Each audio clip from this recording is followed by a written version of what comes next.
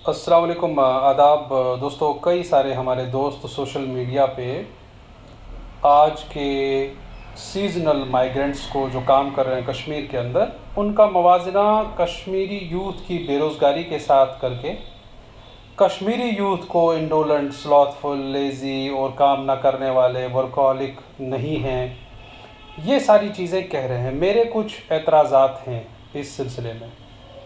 दोस्तों, बड़े अदब के साथ मैं ये अर्ज़ करना चाहता हूँ कि पहला, माइग्रेंट लेबर एक ग्लोबल सोशल रियलिटी है। दुनिया भर के लोग काम की तलाश में इधर उधर जाते हैं, जिसका उन्हें भरपूर हक है, कहीं भी काम कर सकते हैं। दूसरा, क्या हम ये साबित करना चाहते हैं कि जो हमारे कश्मीरी यूथ हैं, अगर हम तकरीबन सेंसस हुआ नहीं है, अभी रीसेंट फिगर्स आई नहीं है, अगर 1 करोड़ की आबादी है जिसमें 50% से ज़्यादा हमारे यूथ हैं, तो क्या इतना हमारा पढ़ा लिखा यूथ का जो प्रपोर्शन है, क्या वो एकदम लेज़ी हैं और उनको काम करने से डर लगता है, उनको खुद को प्रूव करने से डर लगता है, और वो जो घरों में हैं वो एकदम हाथ पे हाथ धरे बैठे हुए हैं और घर के काम में कोई हाथ नहीं बटाते, अपने घर में काम नहीं करते? तो बिल्कुल बेतुकी बात है ये, जिसमें कोई लॉजिक नहीं है, कोई रीज़नेबिलिटी नहीं है। तीसरी बात दोस्तों, क्या हम इस चीज़ से कश्मीर की बेरोज़गारी का, कश्मीरी यूथ की जो बेरोज़गारी का मसला है, क्या हमारे पास ये सलूशन है उसका कि ये सीज़नल माइग्रेंट्स का की तरह मैनुअल लेबर और एग्रीकल्चरल लेबर में अपना करियर ढूंढें और काम करें, जिससे इनकी बेरोज़गारी का इजाला हो जाएगा? एकदम ये भी बेतुकी बात है। या जो बाहर के अक्सर यूपी के लोग जो हेयर कटिंग सैलून कश्मीर में हैं, या जो पंजाब के लोग कारपेंटर का काम करते हैं, क्या आप एक MTech, BEd, BA, BEd, MA, MEd को ये कहना चाहते हैं कि वो या तो हेयर कटिंग सैलून खोल के यूपी वाले को रिप्लेस करे, नाई को रिप्लेस करे, और या वो पंजाबी कारपेंटर की तरह काम सीख कर कारपेंटर बन जाए पढ़ लिख कर? हमारी यूथ ना ही लेज़ी है, ना ही वो बिल्कुल बैठ के खाने वाली है, घर वालों के पैरासाइट्स। उनसे जो बन पड़ता है घर के लिए वो करते हैं। अफ्रीका तक चले गए लोग नौकरी करने के लिए, अपना घर चलाने के लिए, वो भी कश्मीरी यूथ ही हैं। Why do we label them like this, जो हकीकत ही नहीं है? और मवाजना किससे, कंपैरिजन किससे कर रहे हैं? सीजनल मैनुअल लेबर से, कि यहाँ के यूथ खुद को बेरोज़गार कह रहे हैं। ये बेरोज़गारी शायद मिट ही जाती, ख़त्म ही हो जाती, अगर वो खेतों में आज मजदूरियाँ कर रहे होते। क्या आपका ये विज़न है कश्मीर के यूथ को लेकर कि वो आज एक दूसरे के गाँव में, एक दूसरे के खेतों में मजदूरी करें?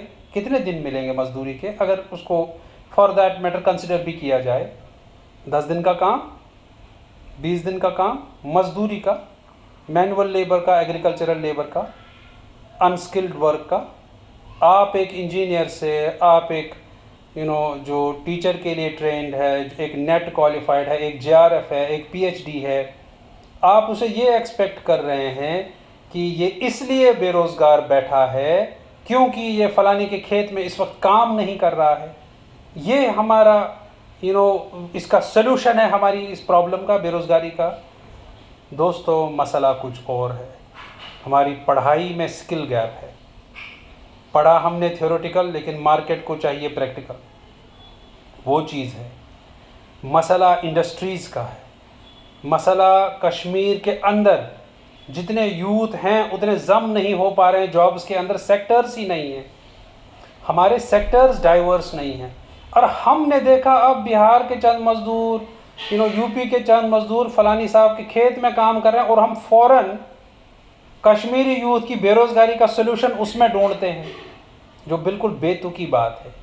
मेरे जितने भी दोस्त एनालिस्ट सोशल एक्टिविस्ट इस पे बात कर रहे हैं, खुदारा इस लॉजिक को समझिए और बाद में दिल पे हाथ रख के एक बार सोचिए कि आपके घर में जो भी बेरोज़गार बैठा है, एक उसके काम को देखिए, वो घर के लिए क्या कर रहा है। उन्हें एकदम वो उनकी और नेगेटिव अप्रोच डेवलप मत करिए। इसी से जवानों की नफ्सियाती, समाजी और घरेलू प्रॉब्लम्स में इजाफा हुआ है, जो सुसाइडल टेंडेंसीज़ में, यूथ लेबलिंग में, उनके मेंटल हेल्थ इश्यूज़ में इजाफा कर रहा है।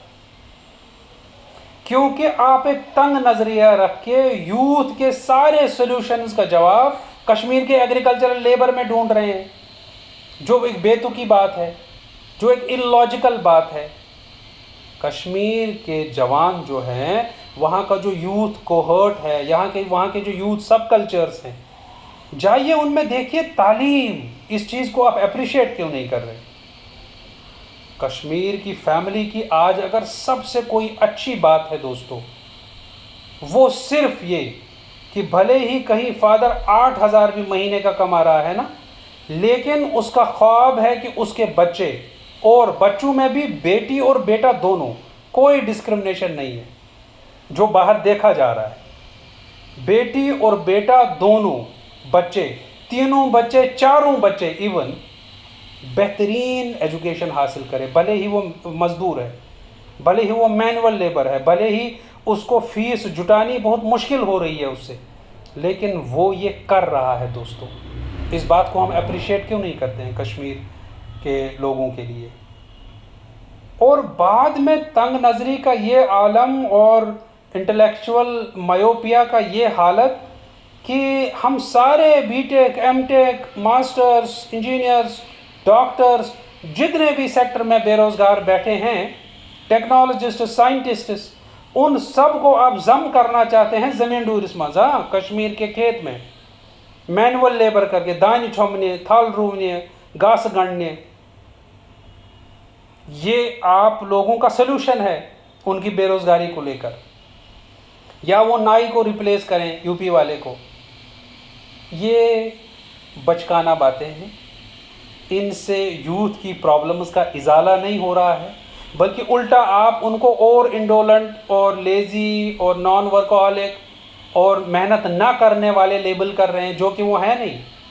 दे are very conscious, they want to work, but dignified labour भी तो हो।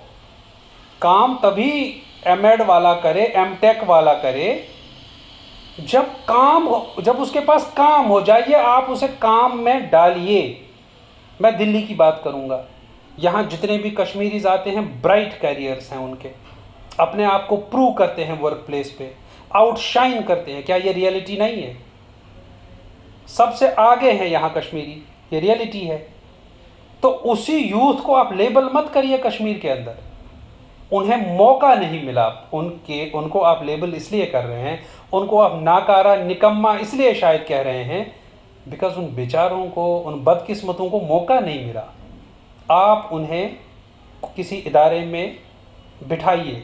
ये जो कश्मीर का अभी बीच ज़िम्नन मुझे याद आया, कश्मीर के प्राइवेट स्कूल्स का जो इतना स्टैंडर्ड अच्छा हुआ है, जो इतने हमारे बच्चे 500 में से 500 और हर एक सब्जेक्ट में 100% मार्क्स, और हर एक एग्ज़ाम में हमारी बेटियां टॉप कर रही हैं। कौन पढ़ा रहे हैं इनको? कश्मीरी यूथ, जिन्हें मौका मिला। 15,000 से ज़्यादा 25,000 तक, हाँ, और high qualified, well qualified youth पढ़ा रहे हैं। आप उसी यूथ को चाहते हैं कि वो खेत में मजदूरी करे, जो उनमें से बेरोज़गार बैठा है। मैनुअल लेबर और सीजनल लेबर के साथ, अनस्किल्ड लेबर के साथ, एग्रीकल्चरल लेबर के साथ कश्मीरी पढ़े लिखे यूथ की बेरोज़गारी का इजाला करना या उनका मवाजना इन लोगों के साथ करना बेतुकी बात है, इलॉजिकल है, इर्रिजनेबल है, गलत बात है। देयरफॉर हकीकत, रियलिस्टिक एक्सपेक्टेशंस अपने यूथ से रखें। और हम सब ये भी देखें साथ में, जो भी हमारे यूथ घरों में पढ़े लिखे बेरोज़गार बैठे हैं, आप यकीन के साथ मैं कह सकता हूँ इस बात को, ये यूथ जो हैं दोस्तों, ये घरों के अंदर बहुत ही बेहतरीन तरीके से कंट्रीब्यूट कर रहे हैं। इनसे जो बन पड़ता है कर रहे हैं। काहिल नहीं है, सुस्त नहीं है, इंडोलेंट स्लॉथफुल नहीं है, ये घरों के अंदर काम करते हैं। बट अब रियलिटी ये है कि मान लीजिए आज हमारे खेत में शाली की कटाई है, हाँ, धान की बुआई है, इसमें घर में एक यूथ बैठा है बेरोजगार, ये तो पहले आपको खेत में मिलेगा, वो कर रहा है घर का काम, ऐसा नहीं है, आप उसे लेबल मत करिए निकम्मा, वो कर रहा है घर का काम। लेकिन जहाँ 10 मजदूरों की ज़रूरत है तो क्या 10 लोगों का काम करे? हायर तो करने पड़ेंगे ना माइग्रेंट लेबर। और इत्तेफाक से जो वहाँ पे मतलब जो सप्लाई है लेबर की, वो बाहर वालों की ज़्यादा है।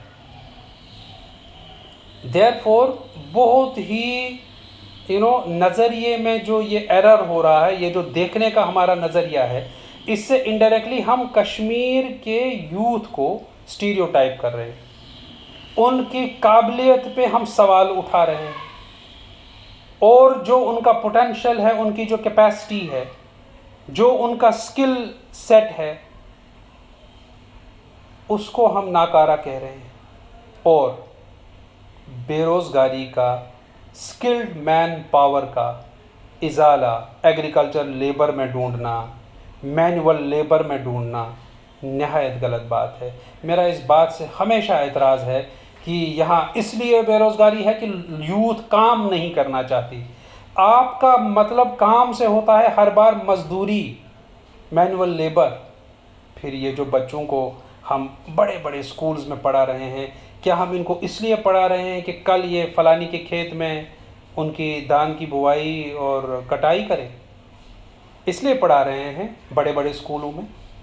क्या ये नज़रिया होना चाहिए यूथ की अनएम्प्लॉयमेंट का इजाला करने का? जब हम सोचें तो समाजी लेवल पे यूथ स्टीरियोटाइप हो रही है, हम उन्हें स्टीरियोटाइप ना करें। इस बात का बखूबी ख्याल रखें कि इससे हम एक रिच ह्यूमन रिसोर्स को गाली दे रहे हैं लिटरली, जब हम उनको मैनुअल लेबर के साथ कंपेयर कर रहे हैं। देयरफॉर इन चीज़ों में हकीकत देखें और यूथ के जो रिच, जो उनका पोटेंशियल है, उनकी जो कैपेसिटी है, उसको सही मानों में पहचानें। तभी कश्मीर की यूथ फल फूल पाएगी, फ्लोरिश कर पाएगी, और जो वो जॉब्स डिज़र्व करते हैं, जिन सेक्टर्स में उनको जाना चाहिए, उनको होना चाहिए, उन सेक्टर्स की हम डिमांड करें। उन सेक्टर्स का हम गवर्नमेंट को कहें कि नहीं, यहाँ पे ये जैसे सेक्टर्स होने चाहिए ताकि हमारी यूथ जम हो, इसमें मर्ज हो, ताकि हमारी यूथ को काम मिले। ना कि हर बार ये इस चीज़ को इससे जस्टिफाई करना, नहीं यहाँ पे तो कोई बेरोज़गारी होती नहीं, ये देखो बाहर वाले कितने आ रहे हैं हमारे खेत में काम करने के लिए या हमारे बाल काटने के लिए, क्योंकि हमारी यूथ बेकार बैठी है। ये बिल्कुल, इसका आपस में कोई लेना देना नहीं है।